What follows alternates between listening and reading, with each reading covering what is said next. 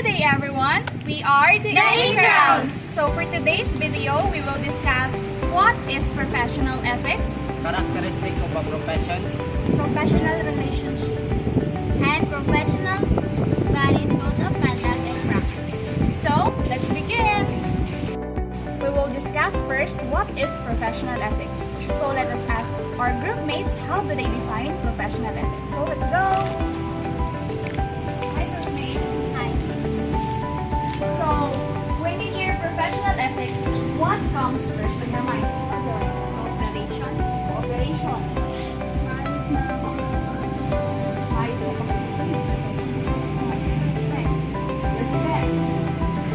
Let me ayos na pagsagawa ng mga bagay-bagay. Ayos na pagsagawa ng mga bagay. So, tama ba yung pag-define nila ng professional ethics?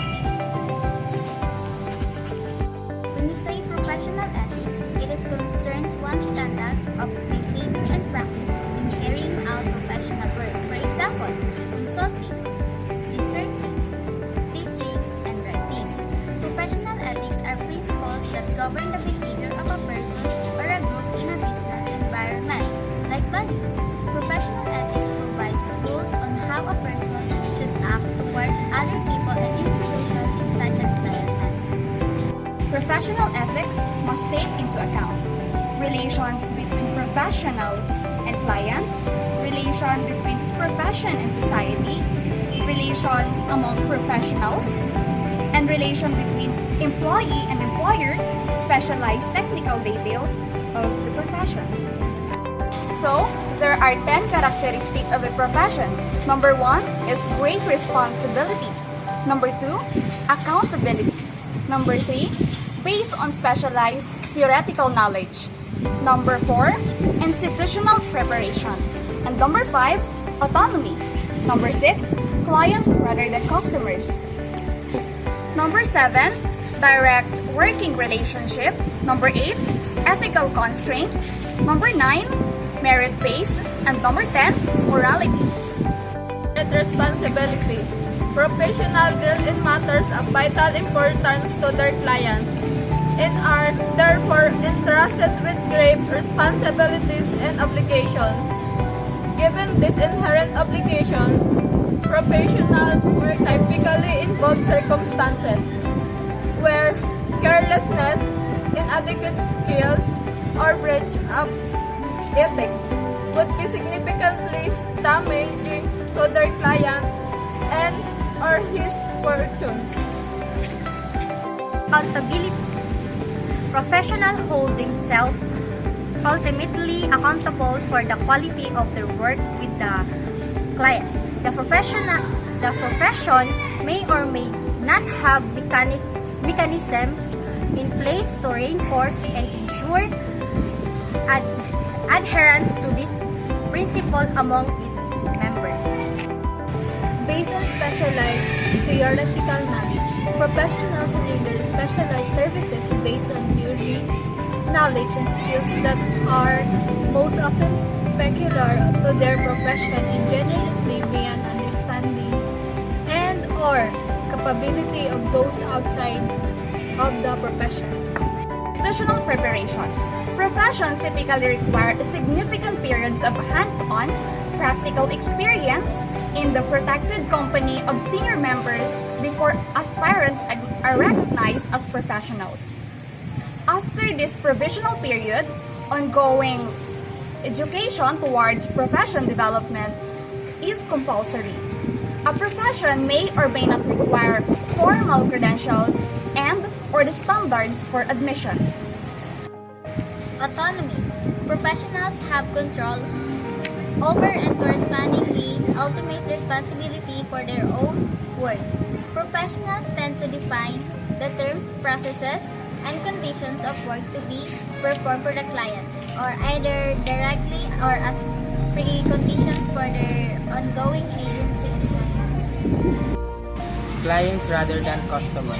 Member of a profession exercise discrimination in choosing clients rather than simply accepting an interested party as a customer as merchant. Direct working relationship. Professionals habitually work directly with their clients rather than through intermediaries or proxies. Ethical constraints. Due to other characteristics on the list, there is a clear requirement for ethical constraints in the professional. Professionals are bound to a code of conduct or ethics specific to the distinct profession and sometimes the individual. Professionals also aspire towards a general body of core values, which are centered upon the uncompromising and unconflicted regard to the client's benefit and best interests. Merit-based. In a profession, members achieve employment and success based on merit and corresponding voluntarily relationships rather than on corrupted ideas, such as social principles, mandated support, or extortion. Therefore, a professional is one who must attract clients and profits due to the merits of his work. The responsibilities inherent to the practice of profession are simply to rationally maintain without a moral foundation that flows from a recognition of the singular rights of the individual to his own life, along with all of its inherent and potential sovereign value. So guys, if I ask you what is professional relationship, how would you define it? Well, for me, professional relationship is an interpersonal connection between two or more people in a place of business. And professional relationships are usually more formal than relationships that exist outside of work. And it's because work culture and expectation and should have towards to have one another. These expectations have if personal issues and situations from interfering with business operations.